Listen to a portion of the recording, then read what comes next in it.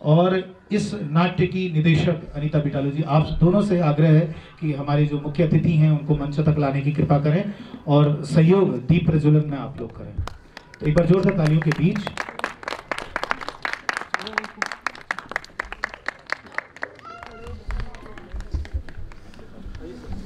करिए।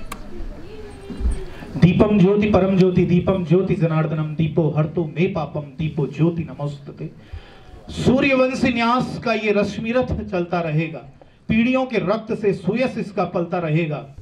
जिस दीप की हिफाजत स्वयं नाट्य के सम्राट आप जैसे विदुषी और कला प्रेमी कर रहे हों, आंधियों के बीच वो दिया जल रहा है और जलता रहेगा। आपकी जोरदार तालियों के बीच अंधतमस को हटाकर उजाले को अपनी आत्मा में दीपित करने का यह पर्व आज मत्त विलास प्रहसन जो नाटक है आपके बीच उपस्थित आप सभी की गरिमामयी उपस्थिति में, धन्यवाद मैडम जी। अब आप सभी लोग अपना आसन ग्रहण करें। ऐसा एक नाटिका है और संस्कृत पे लिखा हुआ महेंद्र वर्मन राजा महेंद्र वर्मन के द्वारा है और ये नाटिका कहीं ना कहीं धर्म के आडंबरों पर एक थोड़ा सा हास्य का पुट लिए हुए है। मत्त विलास प्रहसन में पहले भी बता चुका हूं कि नशे में धुत है कापालिक। कापालिक आप लोग समझते होंगे जो अवगढ़ होते हैं, वो कापालिक इसमें आपको दिखेंगे। वो नशे में धुत हैं और एक शाक्य भिक्षु हैं जो गौतम बुद्ध के अनुयायी हैं और उन पर एक कुठाराघात है कहीं ना कहीं, क्योंकि वो कहीं ना कहीं एक आडंबरों में ओढ़े हुए हैं अपना वो चोला, जबकि धर्म धातु से लिया गया और धारण करने की वस्तु है। और धर्म का अर्थ है अच्छाइयों को अपने अंदर, मानव के धर्म को अपने अंदर। हमारा जो बड़ा भाई है वो भ्रात धर्म हमें निभाएगा, माता हमें मातृ धर्म, पितृ धर्म और इसी तरह का धर्म हमारे अंदर होता है। लेकिन धर्म की आड़ में बहुत सारा गलत जो कृत्य हो रहा है उस पर कहीं ना कहीं ये एक नाटक है और वो प्रेम हमारे अंदर पैदा हो, क्योंकि कहा गया है कि जिस्म काबा बन जाता है, रूह काशी हो जाती है, अखियों से मदीना छलकने लगता है जब सांसें सन्यासी हो जाती है। सन्यास की गंगा फूटने लगती है जब रूह भगीरथ सी हो जाती है। रास्ते के मोड़ मार्ग नहीं देते जब रूह प्रवासी हो जाती है। जंगल जंगल ढूंढ रहा मृग अपनी कस्तूरी, कितना मुश्किल है यह तय करना खुद से खुद की दूरी। अंदर शून्य बाहर शून्य, शून्य चारों ओर है, मैं नहीं हूं मुझ में फिर भी मैं का ही शोर है। तो बहुत सारी ऐसी चीजें, आप सभी धार्मिक लोग हैं, धर्म का अर्थ है सत्यता की नजदीक, आप सभी लोग उसके नजदीक हैं। आइए आपको ले चलते हैं इस सुंदर नाटिका की और जो भावराग ताल नाट्य अकेडमी के द्वारा आज किया जा रहा है। ये मध्य प्रदेश नाट्य विद्यालय द्वारा अध्ययन प्रदत्त योजना के बीच है। इसकी निदेशिका अनीता बिटालू जी हैं और उनका एक अपना अनुभव है, प्रोफेशनलिज्म है कि उन्होंने इस नाटक को बहुत बखूबी हमारे बीच प्रस्तुत किया है। तो आप सभी की पुनः सभी कला प्रेमियों और माननीय मुख्य अतिथि की गरिमामयी उपस्थिति में आपके बीच हम ले चलते हैं आपको मत्त विलास प्रहसन की ओर। कहां हैं ऐसे लोग जो निष्प्रह रण में जूझने जाते हैं, परहित में निज हेतु त्याग कर प्यार बांटते जाते हैं। आशाओं के पुष्प पल्लवित होते इन्हीं मालियों से, आओ इनका स्वागत करें जोरदार तालियों से। आइए आपके बीच है नाटक मत्त विलास प्रहसन।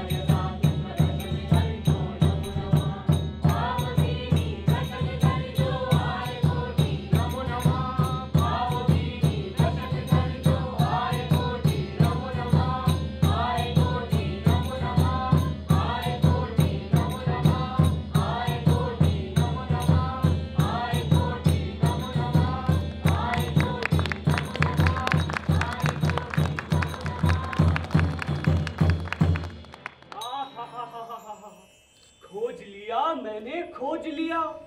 रूठी हुई पहली पत्नी को खुश करने का उपाय मैंने खोज लिया। मेरी पहली पत्नी दूसरी पत्नी के प्रति मेरा अधिक प्रेम समझकर मुझसे रूठ गई। सौतिया डाह के कारण उसकी प्रेम सरिता सूख गई।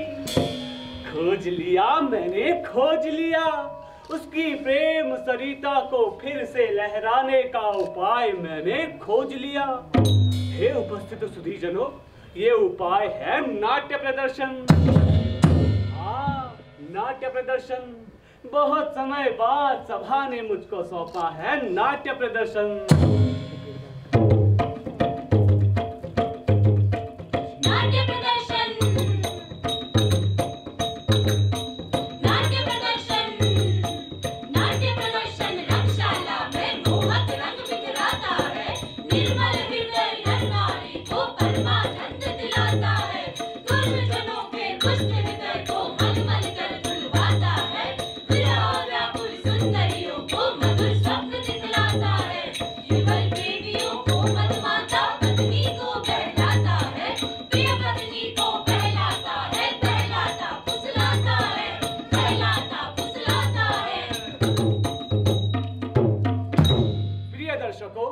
मुझको आशीष दो, मैं आपको शीश नवाऊं।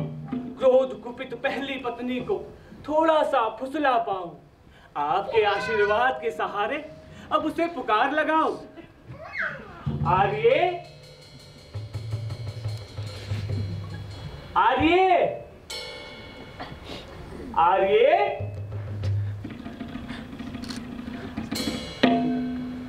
मेरी प्रिय प्रथम धर्म पत्नी, इधर तो आओ। मेरे विरह व्याकुल हृदय को तुम अब और न तरसाओ। तुम्हारे प्रेम में करूं न्यौछावर, एक नाटक तुम देखो आओ।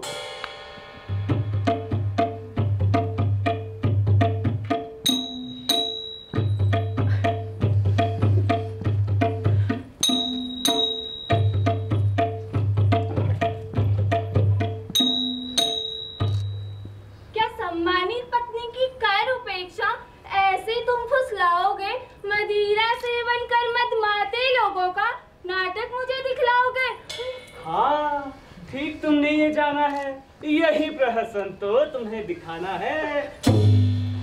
दिखलाओ प्रहसन उसको जो तुमको है प्यारी, मदिरा सेवन में तुम्हारी जो बनती है सहचारी। तुम्हारे साथ बैठ एक आसन पर उसको नाटक दिखाऊंगा, उसके हृदय से तुमको बहुत सम्मान दिलाऊंगा। अच्छा, क्या उसी ने भेजा तुम्हें मुझे वहाँ बुलाने को? हाँ प्रियतमे, हाँ हाँ, उसी ने भेजा मुझको तुमको वहाँ बुलाने को। जाओ जाओ, मुझको ना तुम फुसलाओ। भगवान, सभा में बैठे सुधी सुजान सब तुमको देंगे उचित सम्मान। अच्छा ऐसी बात है, तब तो मुझे श्रेष्ठ जनों का प्रसाद आज मिल गया। हाँ मिल गया। तो इस समाचार का क्या दूं तुम्हें मैं पुरस्कार? अब कितनी बार दोगी तुम मुझे पुरस्कार? क्या मैं तुम्हें पुरस्कार दे चुकी? और क्या, मेरे प्रति पुनः प्रेम उमड़ने से चमक उठी तुम्हारी आंखें, कपोल हो गए लाल जैसे कमल की पाखें, ये अधर भर गए मधुर रस से जो संतरे की फाके। इससे बढ़कर क्या मिलेगा एक दुखी पति को पुरस्कार? रूठी जीवन संगिनी करने लगे जब हृदय खोल कर प्यार। बस बस कहने दो, मैं जानती हूँ मेरी सुंदरता की प्रशंसा का तुमको अच्छा अभ्यास है। शीघ्र नाटक का विषय बताओ, समय नहीं दर्शकों के पास है। अरे अभी तो तुमने बताया था, मदिरा पिए मत वाले लोगों का प्रहसन, अर्थात मत विलास प्रहसन। अच्छा, मैंने तो क्रोध में व्याकुल होकर ऐसा कहा था। आर्य, वो कौन भाग्यशाली रचनाकार है जिनकी रचना का प्रदर्शन कर आप उनकी ख्याति बढ़ा रहे हैं? तो आर्य सुनिए, जो है पल्लव वंश रूपी पृथ्वी मंडल के कुल पर्वत, जिन्होंने जीत लिए साम दाम दंड भेद से सभी सावन, बल वैभव और पराक्रम है जिनका इंद्र समान, पछाड़ दिया कुबेर को भी कर अपरिमित दान। श्री सिंह विष्णु वर्मा के पुत्र राजा परम सुजान, श्री महेंद्र विक्रम वर्मा है जिनका नाम। सब प्रकार के शत्रुओं का करके दमन, परोपकार में लगे कहलाते दया निधान। ये श्रेष्ठ राजाओं के सारे श्रेष्ठ गुणों के साथ साथ शिल्प, कला और काव्य कलयुग में कहीं और स्थान न पाकर उनकी शरण में चले जाते हैं।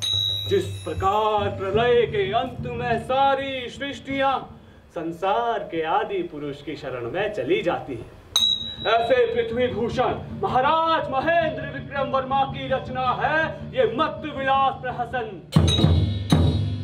ओहो, इतनी लंबी प्रशंसा!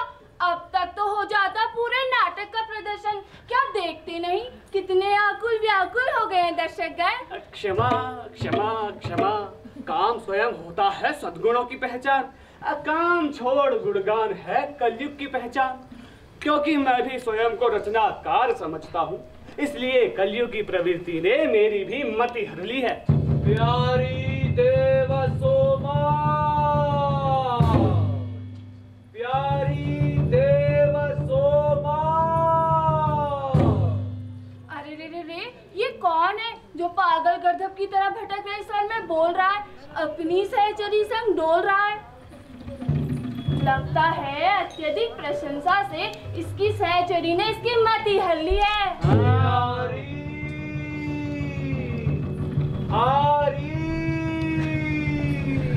देव सोमा।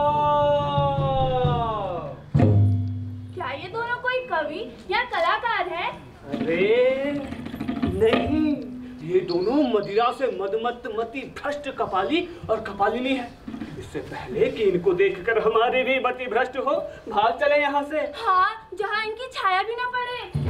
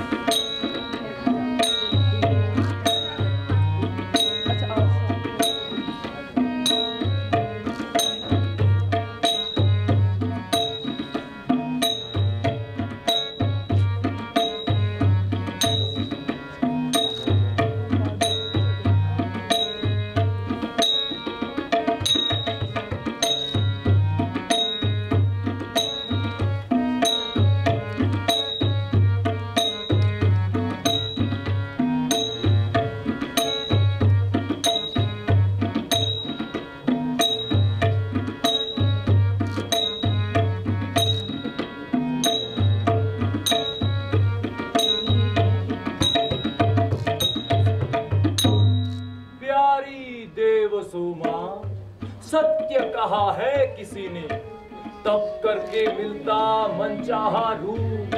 जैसे मूसलाधार वर्षा के बाद मिल जाती है धूप।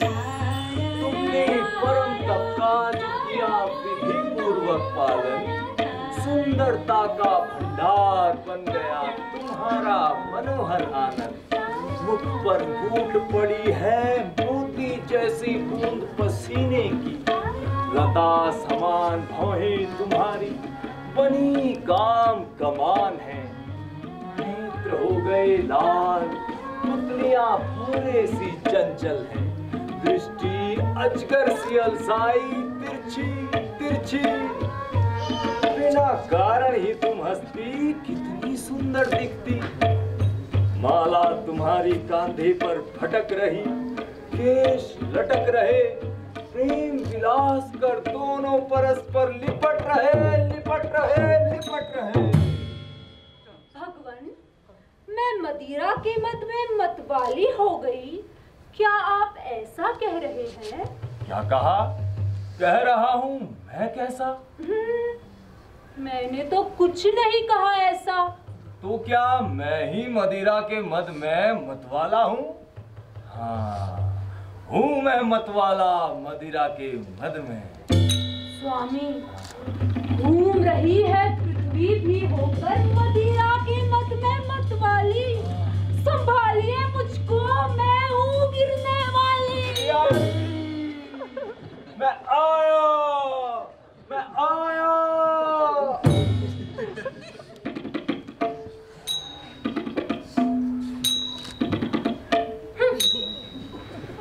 अरे प्यारी, तू क्यों मुझसे रूठ रही? मैं तुम्हारा सहारा बनने पास पास आता जा रहा और तुम दूर दूर होती जा रही। देव सोमा तुमसे रूठी रही, इसीलिए तुम्हारे इस सिर नमस्कार के बाद भी तुमसे दूर दूर होती जा रही। अरे तुम तो हो मेरी सोमदेवा। स्वामी, सोमदेवा सोमदेवा क्यों बुलाते हो देव सोमा को सोमदेवा? प्यारी, मदिरा सेवन के पुण्य प्रताप से मेरी वाणी के शब्द हो रहे आगे पीछे। अच्छा, तो इसमें मदिरा का दोष है, तुम्हारा नहीं। हाय, मेरे ऊपर मदिरा का ऐसा प्रभाव क्यों हो रहा? लो, तुम्हारे प्रेम में मैं मदिरा को छोड़ रहा। नहीं स्वामी, नहीं, मेरे कारण व्रत को तोड़ना तनिक भी उचित नहीं। नमः शिवाय। शोक त्यागो प्यारी देव सोमा, मदिरा छोड़ने का अधम पाप कभी नहीं करूंगा। जब तक मन में इच्छा रहेगी तुमसे प्रेम करूंगा। भगवान के इन आदेशों का पालन सदा करूंगा। मदिरा पीनी चाहिए और पीकर प्रियतमा का सुंदर मुख देखना चाहिए। आहा, स्वभाव से सुंदर पर वेश विकृत होना चाहिए। आपकी आयु लंबी हो भगवान। नमः शिवाय। मानव जाति को आपने दिया यह अद्भुत मोक्ष उपाय। धन्य है मेरे स्वामी, आपने कही उत्तम वाणी, परंतु अरहत के अनुयायी है कैसे अनजान, मोक्ष का बतलाते वे कुछ और ही विधान। प्यारी, उनकी दृष्टि बड़ी लबारी। अच्छा, कैसे? सुनो, ऐसे कारण होता है जैसा जैसा, कर्म भी होता है वैसा, परंतु ऐसा मानकर भी अरहत के अनुयायी कहते सुख बनाता है जीवन को दुखदाई। एक बुद्धि के मारे अपनी बात से आप हारे।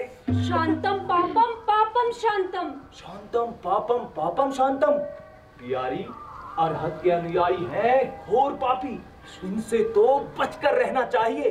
इनकी बुराई बताते समय भी इनका नाम नहीं लेना चाहिए। अरे रे, इनका नाम लेने से अपवित्र हुई जिह्वा को मदिरा से धोऊंगा। बड़े घूंट भरकर जिह्वा को पवित्र करूंगा। तो चले मदिरा की दूसरी दुकान पर चलते हैं, जिह्वा पवित्र करने का अनुष्ठान करते हैं। प्यारी, तुमने कितना उचित कहा री। चलें?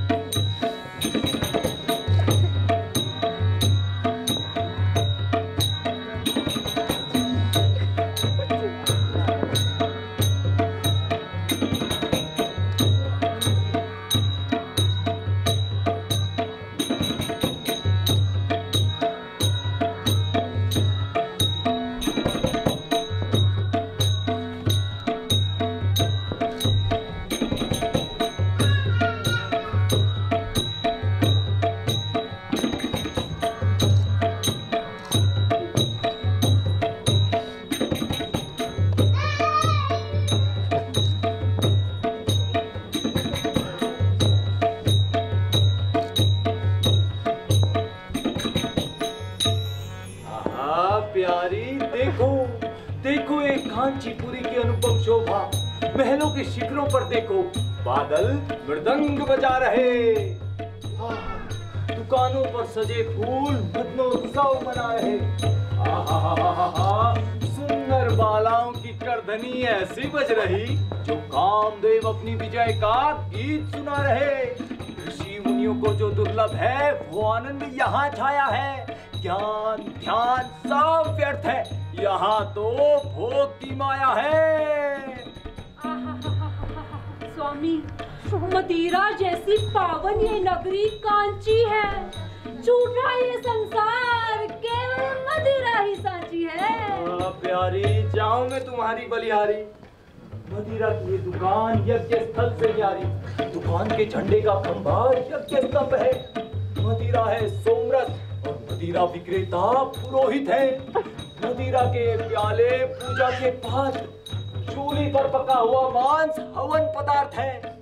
मदिरा के मद में उन्मत्त जनों के उखड़े हुए स्वर वेद मंत्र हैं। इधर उधर टकराते बर्तन वाद्य यंत्र है। धन्य है स्वामी, ऐसे पावन यज्ञ स्थल में भिक्षा हमारे भगवान रुद्र का प्रसाद बन जाएगी। अरे देखो देखो, तबला वादन से संगत करती लड़खड़ाती चाल वाले। मदिरा के मद में उधर की बनती हाल वाले। तिरछी तिरछी भौहों के संग वे गुलाबी गाल वाले। गिरते वस्त्रों को संभालते चलते ये बेसुर बेताल के। मदिरा के प्रताप से नाच रहे बिन खंजरी खड़ताल के। धन्य है, आचार्य तो बड़े रसिक निकले। अरे सुनो सुनो, प्यालों से भरी इस मदिरा की महिमा सुनो। ये सुंदरियों के 16 श्रृंगार को ललकारती। प्रेम की असफलताओं में कुपित जनों की आरती। यौवन की रंगभूमि को जैसे गड़िका कोई निहारती। विलासियों के तन मन में प्राण शक्ति संचारती। प्रिय, जैसे ब्रह्मा जी के कमंडल से निकली गंगा पतित पावनी, वैसे ही शिव की क्रोधाग्नि ने कामदेव को पिघलाकर बना दी मदिरा मोक्षदायिनी। धन्य है, भगवान शिव धन्य है। आपने अपने क्रोध से कामदेव को पिघलाकर मोक्षदायी मदिरा बनाकर बड़ी कृपा की है अपने विशेष भक्तों पर। हाँ प्यारी, तुमने कितना उचित कहारी। चले भिक्षाम देहि, भिक्षाम देहि।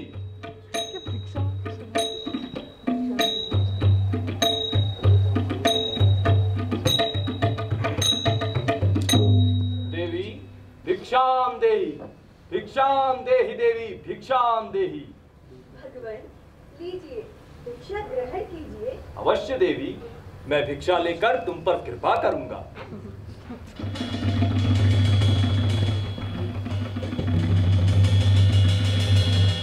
ये मैं अपना भिक्षा पात्र नहीं देख रहा हूँ। हाँ भगवान, मुझे भी नहीं दिखाई पड़ता। वो संभवतः भूल गया मैं मदिरा की दुकान पर। अब देखेंगे उसे लौटकर। ओ स्वामी, ये तो अनर्थ हो गया। आदर पूर्वक मिल रही भिक्षा को न कर पाए स्वीकार।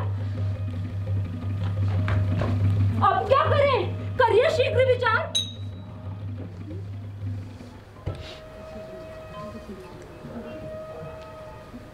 ऐसी विषम परिस्थिति में आपद धर्म अपनाना होगा। कपाल नहीं तो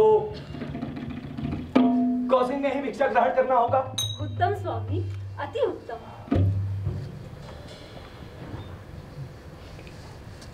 देवी भिक्षाम देहि, देवी भिक्षाम देहि। परंतु प्रिय, मैं अपना भिक्षा पात्र नहीं देख रहा हूँ। हाँ स्वामी, चलिए शीघ्र खोजें।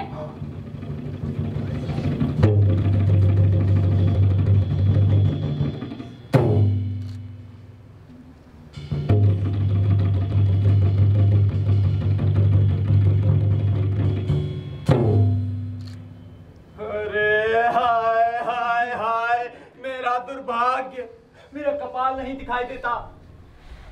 अरे हे महेश्वरो, अरे हे महेश्वरो, क्या आप लोगों ने देखा भिक्षा पात्र हमारा? क्या कहा? नहीं। हाय, कहाँ गया मेरी मुक्ति का सहारा? अब मैं भिक्षा किसमें पाऊंगा? कपाल बिना मैं कपाली कैसे कहलाऊंगा? हाय हाय, मैं मर गया। जिस कपाल ने मेरा खाने पीने सोने में दिया सदा ही साथ, उस सच्चे मित्र के बिछुड़ने से हुआ मुझे कहना साध। हाय हाय हाय।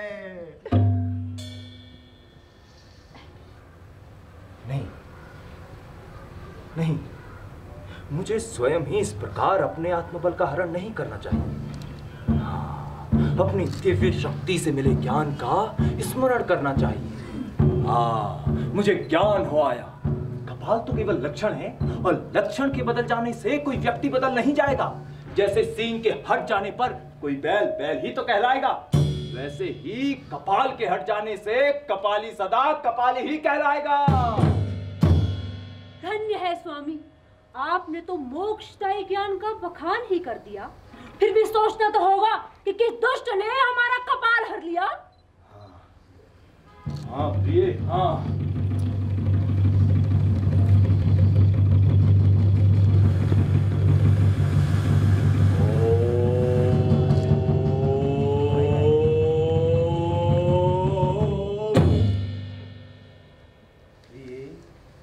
मुझे अपने दिव्य ज्ञान से ऐसा भान हो गया, कपाल में थोड़ा सा पका मांस चिपका रह गया, इसीलिए कोई कुत्ता या ढोंगी शाक्य भिक्षु से हर ले गया।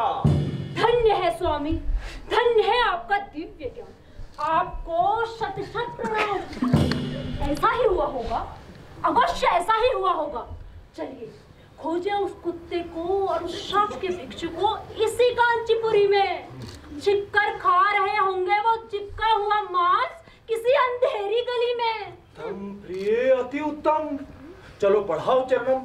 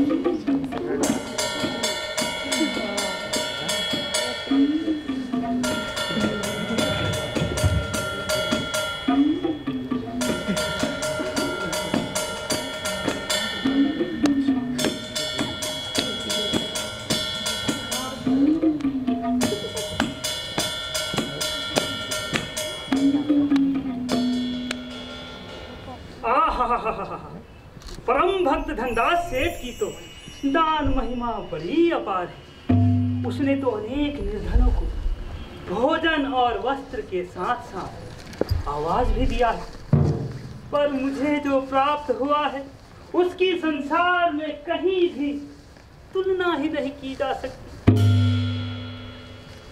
आहा, कितना दिव्य भोजन पाया मैंने, मनमोहक रंग वाला,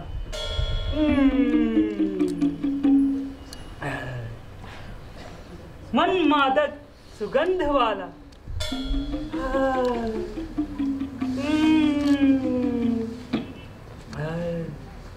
लाल प्रवाही स्वाद वाला, मछली और मांस से बने नाना प्रकार के व्यंजनों वाला। गले तक भोजन ठूसा हुआ है, फिर भी व्यंजनों का नाम लेते ही मुंह में लार प्रवाहित हो रही है। सम्यक ज्ञान वाले सुधीजन सहज अनुमान लगा सकते हैं कि ऐसा भोजन मृत्यु लोक में कहीं मिल ही नहीं सकता।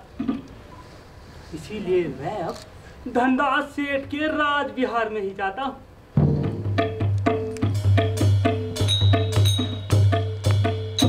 परम दयालु भगवान तथागत तो सर्वज्ञ हैं।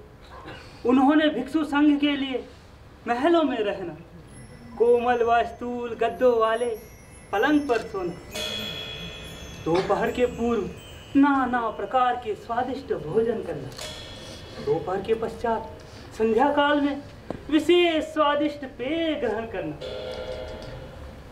5 प्रकार के सुगंध से युक्त पान का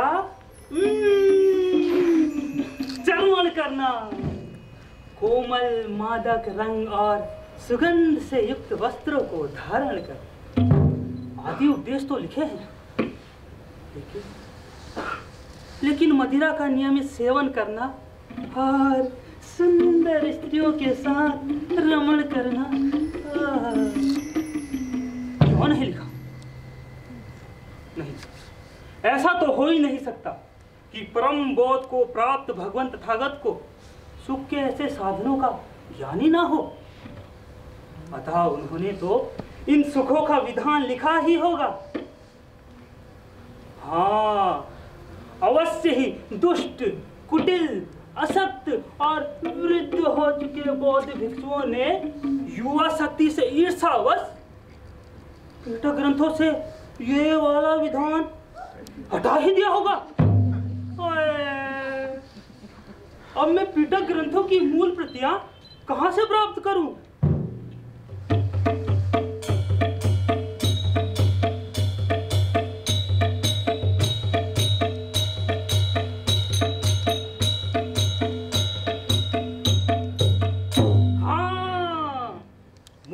मिलते ही मैं भगवान तथागत के उपदेशों को संपूर्ण संसार में प्रसारित कर संघ का उपकार करूंगा।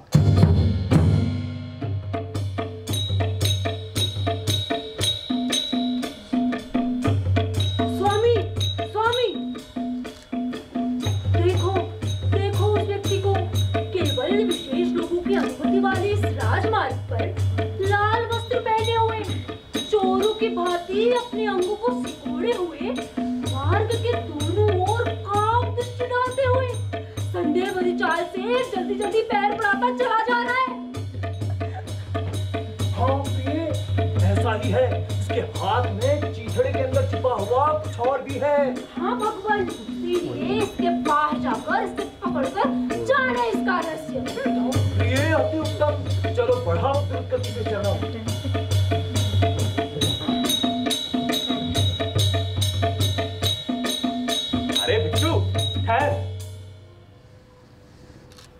मुझे इस प्रकार कौन बुला रहा है? अरे, ये तो एक आम्रवासी दुष्ट कपाली है। मदिरा मद में चूर इस कपाली के आगे ना ही पड़ने में कुचलता है। तो ये मिल गया, कपाल मिल गया। ये देखकर भयभीत होकर भागना ही चोर होने का प्रमाण है। हाँ भगवान, इसीलिए इसके पास जाकर। अरे भिक्षु, कहाँ जाता है? अरे उपासक कपाली, ऐसी कोई बात नहीं है। ये क्या सुंदर रूप वाली सेविका। अरे भिक्षु, तनिक दिखा, अपने हाथ में वस्त्र के अंदर छिपे पात्र को मुझे दिखा। क्यों? क्योंकि मैं देखना चाहता हूँ। क्यों देखना चाहते हैं? ये जानने के लिए देखना चाहता हूँ कि इसमें क्या है। इसमें देखने योग्य कुछ नहीं। ये तो भिक्षा पात्र। हाँ, भिक्षा पात्र के अंदर क्या देखने योग्य है, मैं ये जानना चाहता हूँ। अब भिक्षा पात्र में भिक्षा के अलावा और क्या हो सकता है? आप ही बताइए। इसीलिए तो देखना चाहता हूँ। अरे उपासक, ये उचित नहीं है। भिक्षा पात्र को छिपाकर ही ले जाना चाहिए। अच्छा, तो क्या इसीलिए बुद्ध ने बड़ा सा वस्त्र धारण करने का उपदेश दिया है? हाँ, ये सत्य है। परंतु ये तो छिपा हुआ सत्य है। मैं तो वास्तविक सत्य सुनना चाहता हूँ। अच्छा, इतना हास्य विनोद पर्याप्त है। भिक्षा का समय व्यतीत हो रहा है, मुझे जाना है। अरे अरे अरे बिट्टू, ठहर, मेरा कपाल दे। नमो बुद्धाय, नमो बुद्धाय। जो मेरा कपाल दे। दुष्ट कपाली, हट रास्ते से। जो मेरा कपाल दे। मैं कहता हूँ हट रास्ते से। जो मेरा कपाल। नमो बुद्धाय, नमो बुद्धाय, नमो बुद्धाय।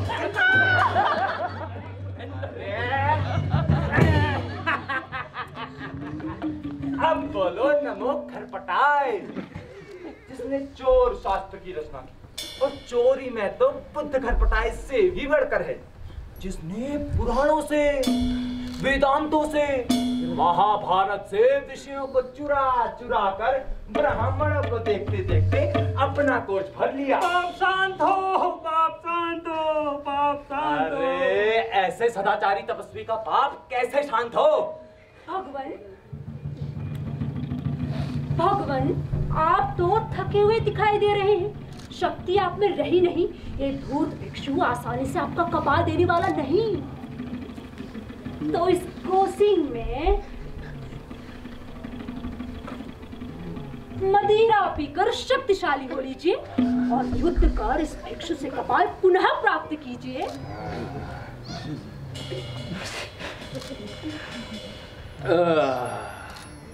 प्रिय, तुम्हें भी मदिरा पीनी चाहिए, तनिक शक्ति प्राप्त करनी चाहिए। हाँ भगवान, इस धूर्त से युद्ध करने में आपको मेरे सहयोग की आवश्यकता पड़ सकती है। ये हमारा अपकार करने वाला है, परंतु मैं इससे युद्ध का विचार त्याग रहा हूँ। क्यों? मदिरा से शक्ति नहीं मिली तो और पी लीजिए, लेकिन इससे भयभीत होकर युद्ध का विचार मत त्यागिए। नहीं प्रिय, मैं इस भिक्षु से भयभीत नहीं, तो इस पर दयावान हो गया हूँ। हमारा धर्म तो आपस में बांटने की शिक्षा देता है।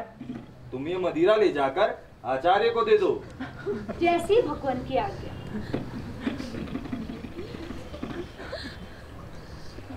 आचार्य, लीजिए, ग्रहण कीजिए।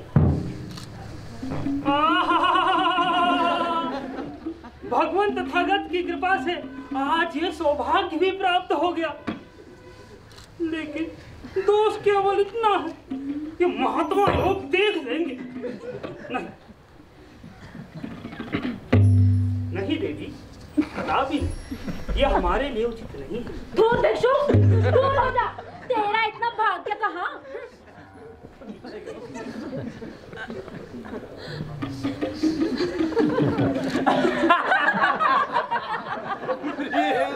देखो देखो, हृदय में तो कामना की ज्वाला लपलपा रही है और वाणी संयम की श्रृंखला में जकड़ी है। तुम्हें मुझ पर अभी भी दया नहीं आती? दया ही आ गई तो मैं वैरागी कैसे बन पाऊंगा? राग से रहित व्यक्ति को क्रोध से भी रहित होना चाहिए, तभी तो वो वैरागी कहलाएगा। ठीक है, मैं क्रोध नहीं करूंगा यदि तू मुझे मेरा कपाल लौटा देगा। क्या कपाल? कैसा कपाल? देखो कैसा कपाल कहता है। हाँ, तुम जैसे चोरों को यही शोभा देता है। मोह के कारण ही तुम्हारे पिता बुद्ध ने पर्वत और सागर जैसी विशाल वस्तुओं को भी कह दिया कि ये सब कुछ है ही नहीं। कोई बड़ी बात नहीं जो तुमने मेरा छोटा सा कपाल छिपा दिया। स्वामी, ये प्रेम का पात्र नहीं। कुपित हुए अब तत्काल छीन लीजिए इससे अपना कपाल। एमोस्तु, एमोस्तु, एमोस्तु, एमोस्तु, एमोस्तु, एमोस्तु, एमोस्तु।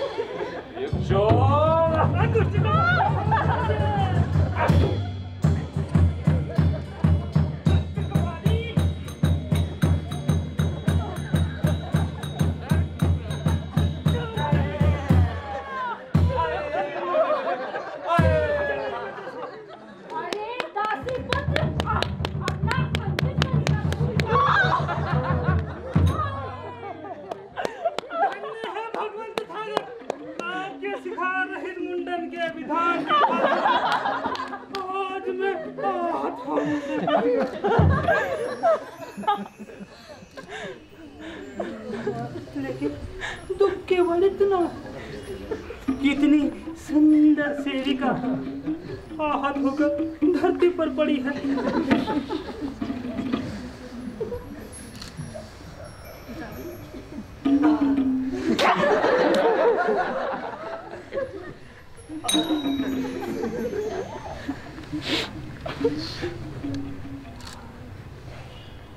उपासिके। अरे महेश्वरो देखो देखो, एक दुष्ट भिक्षु नागधारी नागसेन को मेरी प्रियतमा का पानी ग्रहण कर रहा है। अरे उपासक, इसमें कोई अनुचित बात नहीं है। गिरे हुए को उठाना तो हमारा धर्म है। क्या ये भी तुम्हारे सर्वज्ञ बुद्ध का धर्म है? तो पहले मैं गिरा हूं। अब तो तेरे सर का कपाल ही मेरा भिक्षा पात्र बनेगा। दुखम दुखम घोर दुखम, दुखम दुखम घोर दुखम। अरे महेश्वरो देखो देखो, एक दुष्ट भिक्षु नागधारी नागसेन को मेरा कपाल चुराकर स्वयं ही चिल्ला रहा है। अब तो मैं भी चिल्लाऊंगा, अमंगल अमंगल घोर अमंगल, अमंगल घोर अमंगल, अमंगल अमंगल घोर अमंगल। अरे सत्यसोम, इसलिए चिल्ला रहे हो? हे भद्रकाल, ये दुष्ट भिक्षु नागधारी नागसेन मेरा कपाल चुराकर देना ही नहीं चाहता। आज भगवान ने मेरी मनोकामना पूरी होने का अवसर दे दिया। कई दिनों से ये दुष्ट सत्यसोम मेरी प्रिया देव सेवा को अपने पीछे पीछे ऐसे घुमा रहा है जैसे हाथ में हरी घास देखकर गाय उसके पीछे पीछे चल रही है। अब मैं ऐसा करूंगा, इस भिक्षु को इसके विरुद्ध क्रोधित कर इसका नाश कराऊंगा। अरे भिक्षु नागसेन, बता, तूने कपाली का भिक्षा पात्र क्यों चुराया? भगवान, अब आप भी ऐसा असत्य वचन कहोगे? दान के अतिरिक्त कोई वस्तु ना लेना ही हमारा शिक्षा पद है। जीवों को ना सताना ही हमारा शिक्षा पद है। झूठ ना बोलना ही हमारा शिक्षा पद है। असमय भोजन ना करना ही हमारा शिक्षा पद है। मैं ऐसे महान शिक्षा देने वाले बुद्ध की शरण में जाता हूँ।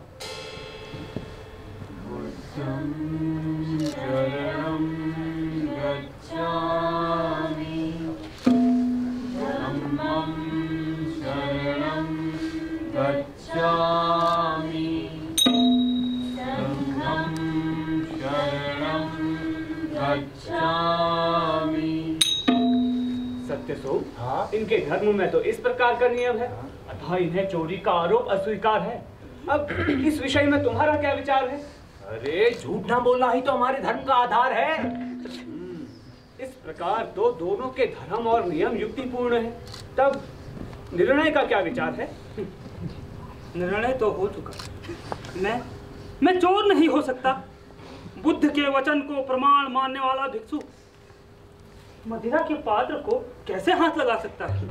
केवल बुद्ध के वचन को प्रमाण मानने मात्र से सत्य का प्रमाण नहीं मिलता। हाँ, प्रमाण तो वही होता है जो दिखाई देता है। आपके पास दिखाई देने वाला क्या प्रमाण है? स्वामी, इसके हाथ में वस्त्र के अंदर छिपा हुआ कपाल है। दिखाइए कपाल। क्या आपने सुना नहीं? भगवान, ये मेरा कपाल है, किसी और का नहीं। तो दिखाता क्यों नहीं?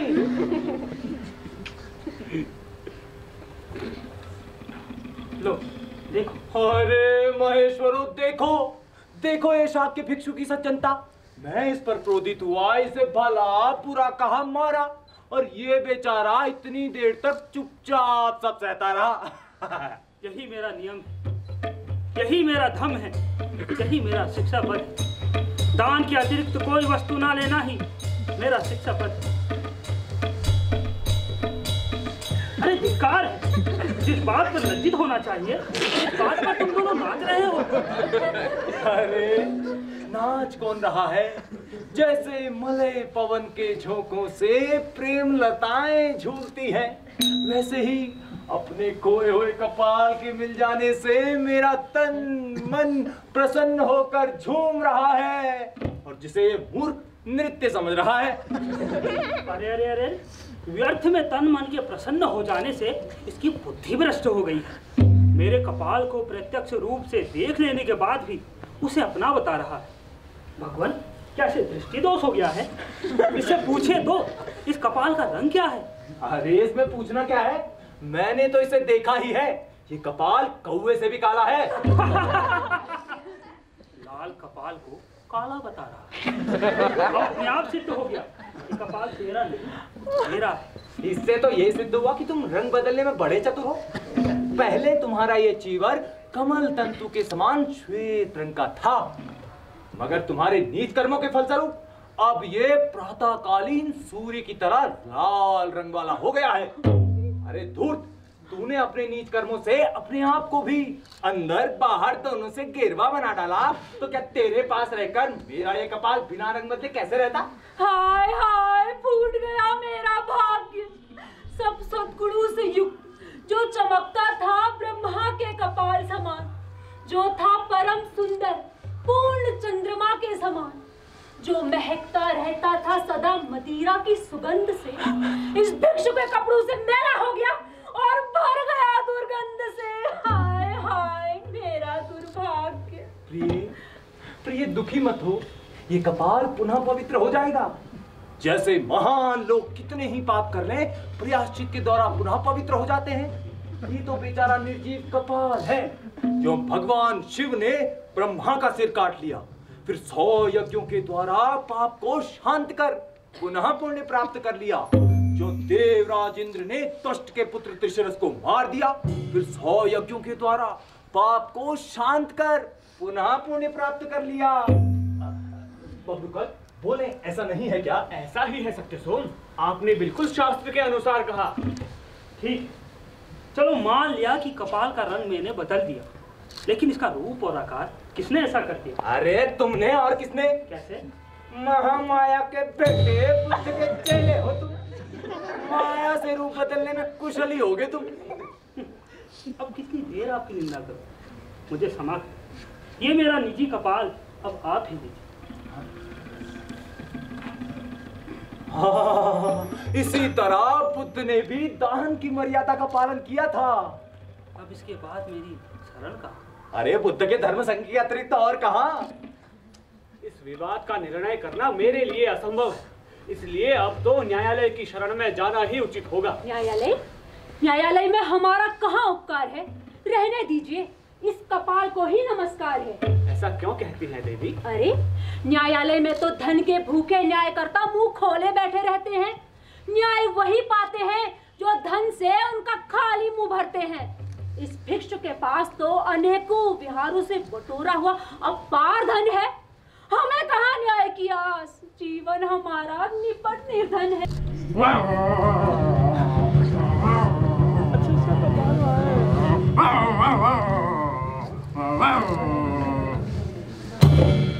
यही है वो दुष्ट कुत्ता, झाड़ भर भुने मांस से युक्त कपाल को लिए भागा जा रहा है। कहाँ जाएगा नीच? रुक जा वहीं।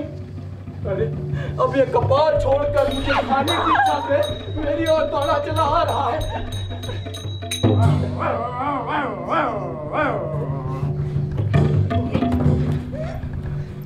इस पत्थर से इसके दांत तोड़ देता हूँ।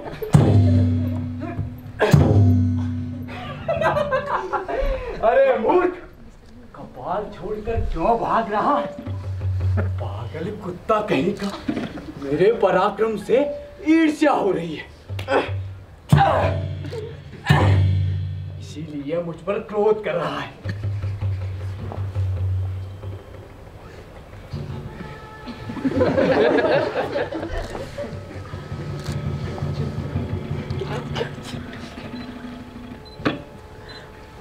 छुपा लिया मैंने अपना कपाल। अधम पापी, तू मेरे पराक्रम की बराबरी करेगा? आकाश में उड़ने वाले समुद्र में बातुसुअर पर सवार हो रावण को कुचल इंद्र के पुत्र दिमंगल को बलपूर्वक पकड़ लिया था।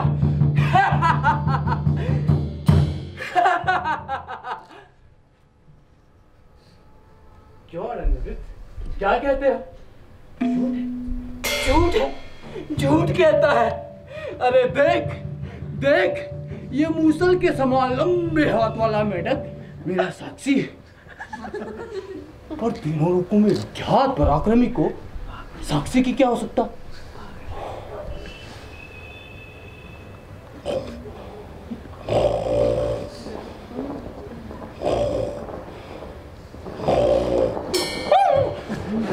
मेरा कपाल, मेरा कपाल, मेरा कपाल, मेरा कपाल।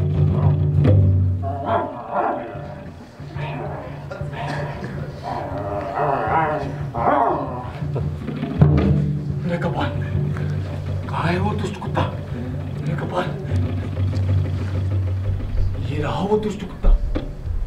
अब मैं ऐसा करूंगा, कुत्ते के खाने के बाद बच्चे मार के टुकड़े को खाऊंगा।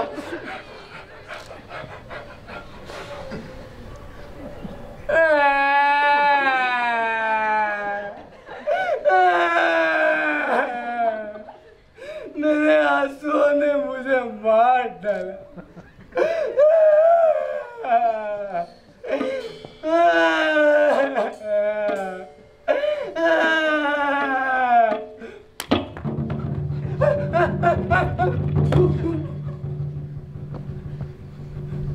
ये कौन मुझे मार रहा?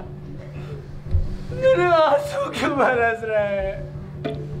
अरे दुष्ट बालकों, मैं उनका भांजा हूँ, उनका, जैसे भीमसेन का था घटोत्कच।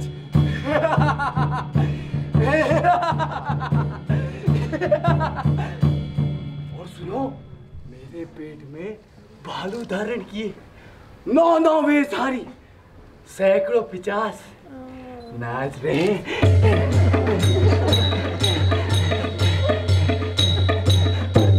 और मैं सैकड़ों बाघों और बड़े बड़े सांपों को अपने मुंह से छोड़ रहा हूं।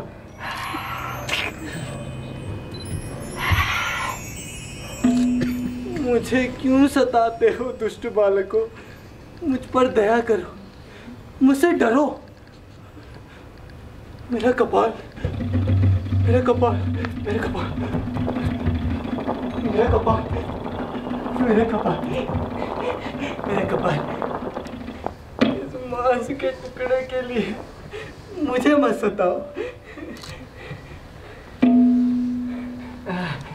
ये रहे हमारे सूरवीर नंदी, इनके पास चलूं।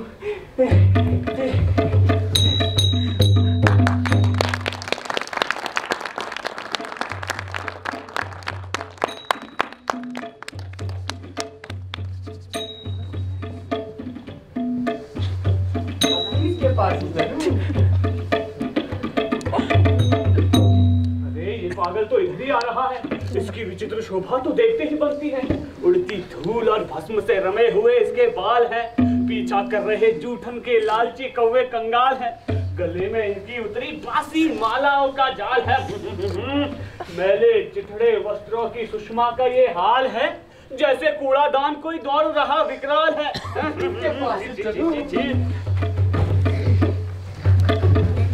हे महासज्जन, चांडाल के कुत्ते से प्राप्त इस कपाल को आप ग्रहण करें। जो इसके योग्य है उन्हीं को दीजिए। महाब्राह्मण, आप ग्रहण करें। हे महादेव, प्रसन्न हो, इस भक्त पर कृपा करें। हमारा कपाल, प्रिय, हमारा कपाल, हमारा कपाल, कपाल भैया प्रिय, कपाल। राशीपुत्र, तू विष खा ले, विष। अरे ये जम्बू मेरे प्राण हर कर ले जा रहा है। आप दोनों मेरी सहायता कीजिए। हमारी सहायता कीजिए। अरे रुक जाओ, रुक जाओ, रुक जाओ, ठहर जाओ, ठहर जाओ, ठहर जाओ। अरे रुक जाओ, रुक जाओ। मुझे क्यों रोक रहे हो? हमारा कपाल लेकर जाओ। मूर्ख, क्या दिखता नहीं ये पात्र सोने का है? ऐसा सोने का पात्र किसने बनाया? इसे सुनहरे वस्त्र धारण करने वाले मेरे स्नार जीजा सिंह ने बनाया है। इसीलिए तो ये मेरे द्वारा स्वर्ण पात्र कहलाए। ये तुम क्या कह रहे हो? मैं कह रहा हूँ ये पात्र सोने का है। क्या ये व्यक्ति पागल है?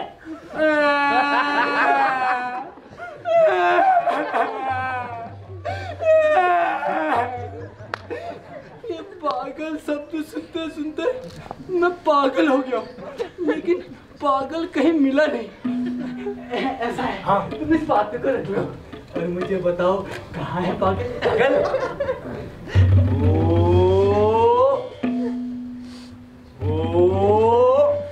अरे वो देखो, वो पागल तो दीवार के पीछे उछल हो गया। जाओ उसका पीछा करो। मैं प्रसन्न हो गया, मुझे पागल मिल गया, मुझे पागल मिल गया, मुझे पागल मिल गया। आश्चर्य है, मैं अपने शत्रु पक्ष के लाभ से ही प्रसन्न हो गया। मैंने इतना कठोर तप जो किया, भगवान शिव का परम भक्त पद लिया, इसी के प्रताप से आज ये पागल ओझल हो गया। और कब से ओझल हुआ मेरा एक कपाल मुझे मिल गया। स्वामी, जो संध्या होती पूर्ण चंद्र का साथ पाकर वैसे ही प्रफुल्लित हो गई मैं आपको प्रफुल्लित देखकर। आपके सौभाग्य से ही आपको सफलता मिली है। आप थे विवाद के न्याय करता, इसलिए आपकी है ये सफलता। निर्दोष कोई भय नहीं, हारता असत्य है, सत्य नहीं। इस तथ्य का प्रत्यक्ष प्रमाण आज मिल गया। बाघ के मुंह से ये भिक्षु जो बच गया। अब मैं अपने मित्र की सफलता से आनंदित होकर पूर्व दिशावासी भगवान महादेव की पूजा को चलता।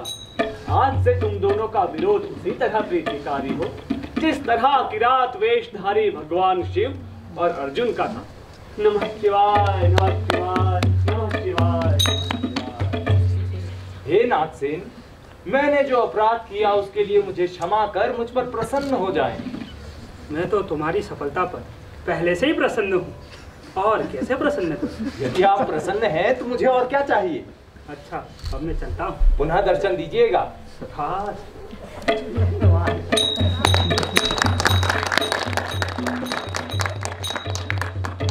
प्यारी देव सोमा, अब हम भी चलें।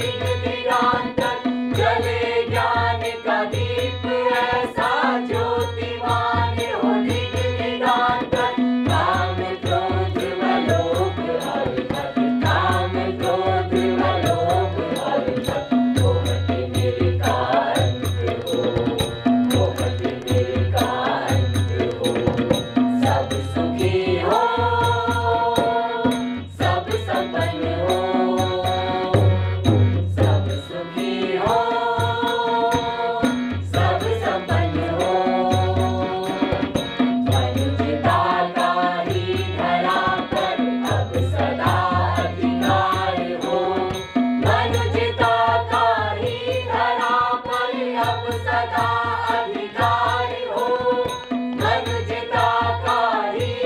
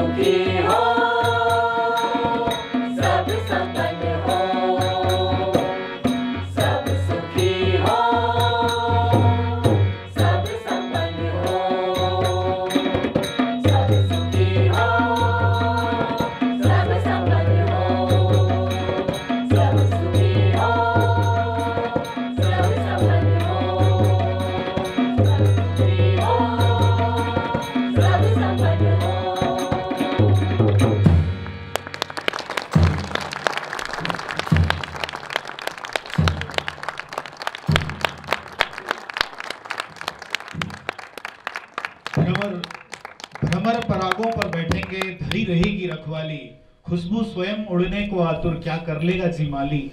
हम तो खुशियां बांटने आए थे, खुशियां बांट कर जाएंगे, अपनी कद्रदानी को आप लोग भी यूं न छुपाएंगे। अगर प्रस्तुति पसंद आई तो जोरदार तालियां। तो बेहद आनंददायक और यथार्थ चित्रण जो ये संस्कृत नाटिका थी, इसका हिंदी रूपांतरण था मत्त विलास प्रहसन की नशे पर धुत है और उसका हास्य का एक पुट है।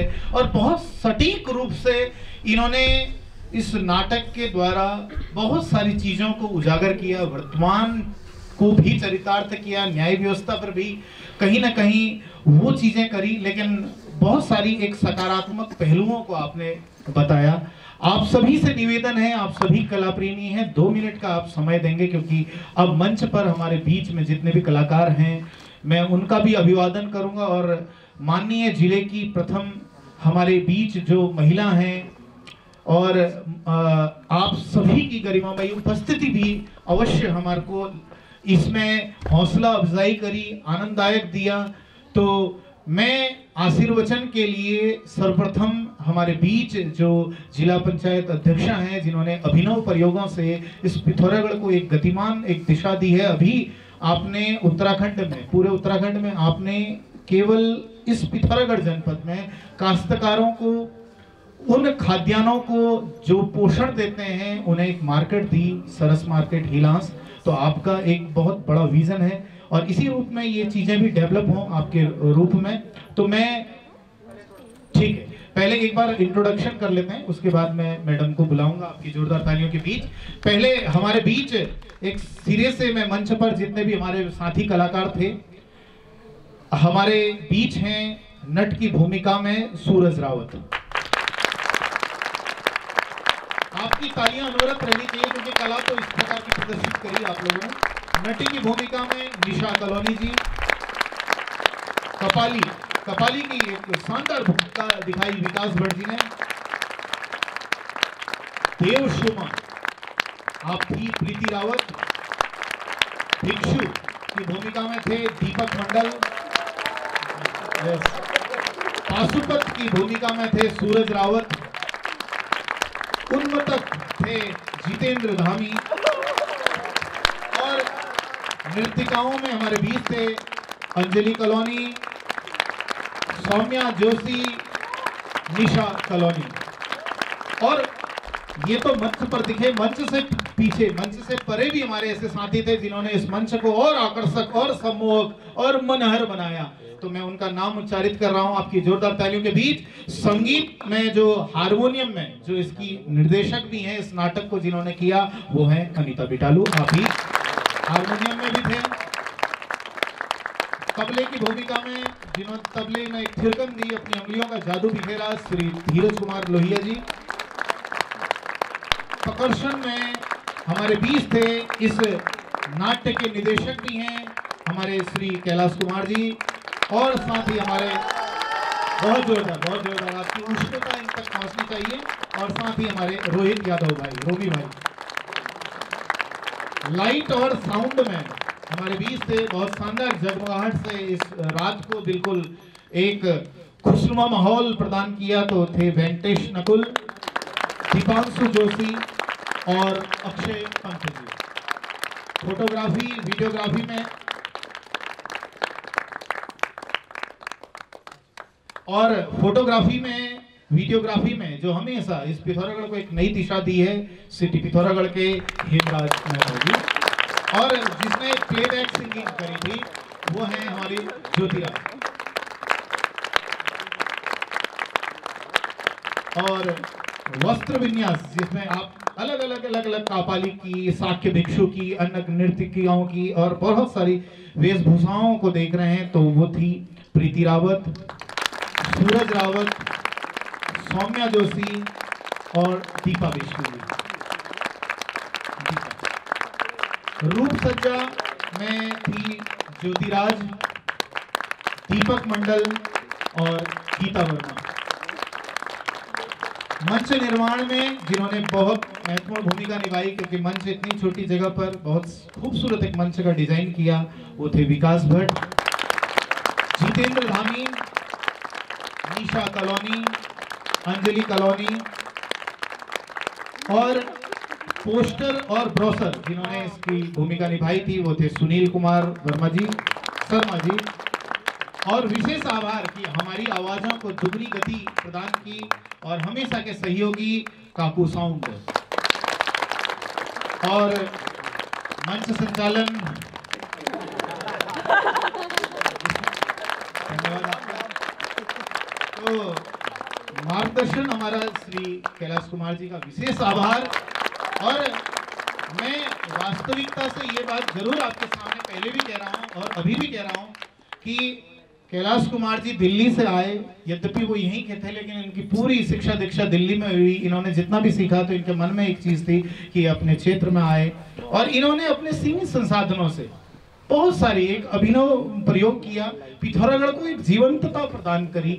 और आज नियमित रूप से यह अपने उन सारी चीजों से इतनी बड़ी टीम को, और मैं इस टीम के बारे में बहुत ज्यादा साधुवाद देता हूं कि इस टीम में आप बहुत सारे ऐसे लोगों को देख रहे होंगे जो दिन भर किसी दुकान में काम कर रहे हैं, कोई कहीं डिलीवरी कर रहा है, और छोटा छोटा जितना भी वो आजीविका कर रहा है, लेकिन उनके अंदर एक आग है अपने शहर को लेते हुए, इस एक प्रकार से इस कला को लेते हुए एक आग है। तो वो जल्दी उस कार्य को सौंप कर यहाँ आते हैं, क्योंकि मेरे को जहाँ तक याद है सूरज हॉस्पिटल में कहीं पर लगा था, लेकिन वहाँ पर उसको समय नहीं मिलता था। वो कहता था कि भाई मेरे को ट्यूशन जाना है, वहाँ का बहाना बनाकर वो यहाँ आता था, नाटक अभिनय करता था, और फिर यहाँ पर वो ये सारी चीजें, ये सारी जीवंतताएं कहीं ना कहीं बहुत दूर दराज की। तो ये धीरज भाई को यहाँ से जाकर देवल जाना होगा, बहुत सारे ऐसे लोग होंगे कि ये लोग किस कंडीशन से अपने घरों से किस प्रकार से कन्विंस करके आते होंगे, क्योंकि आप लोग देखते हैं कि लड़कियों को बहुत सारी आज़ादियाँ नहीं मिलती हैं, उसके बावजूद इतने लोग इस मंच में हैं। तो कैलाश कुमार जी, मैं तो विशेष रूप से आपका आभारी हूँ कि आपने एक जीवन का प्रदान कर लिया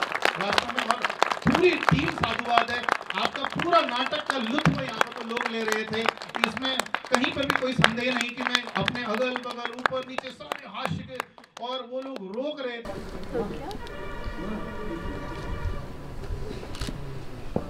अरे चीज स्मेल कुछ तो करो यार, खाली ठंडे से तो